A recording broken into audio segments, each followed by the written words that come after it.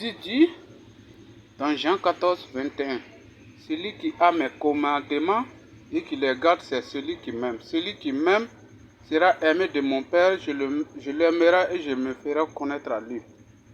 Pour d'abord garder la parole de Dieu, il faut connaître la parole de Dieu. Pour connaître la parole de Dieu c'est la Bible.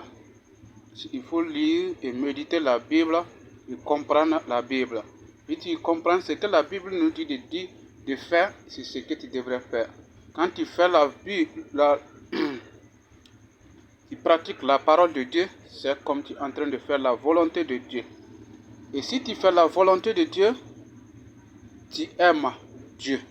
Si tu aimes Dieu, tu connaîtras Dieu. Jésus va se montrer à toi. Personne ne peut jamais marcher selon la volonté de Dieu, selon la parole de Dieu, et il ne connaîtra pas Jésus. Il connaîtra Jésus et il saura que Jésus est le Fils de Dieu. Jésus est la parole de Dieu. Jésus est le chemin qui mène chez Dieu. Sans Jésus, nul ne verra Dieu.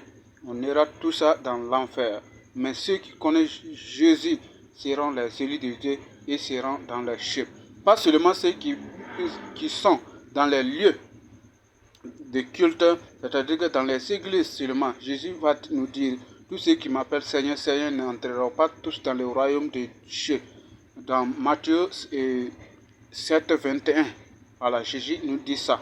Maintenant, il faut marcher selon la parole de Dieu. C'est pas selon les responsables de l'église, c'est pas selon les papas de l'église, c'est pas selon, en tout cas, ceux qui te dépassent, c'est pas selon les riches de l'église, mais selon la parole, selon la Bible, selon les écritures de Dieu. Et nous irons chez Dieu. Sans la parole de Dieu, sans l'obéissance à la parole de Dieu, nous sommes dans l'enfer. Bye.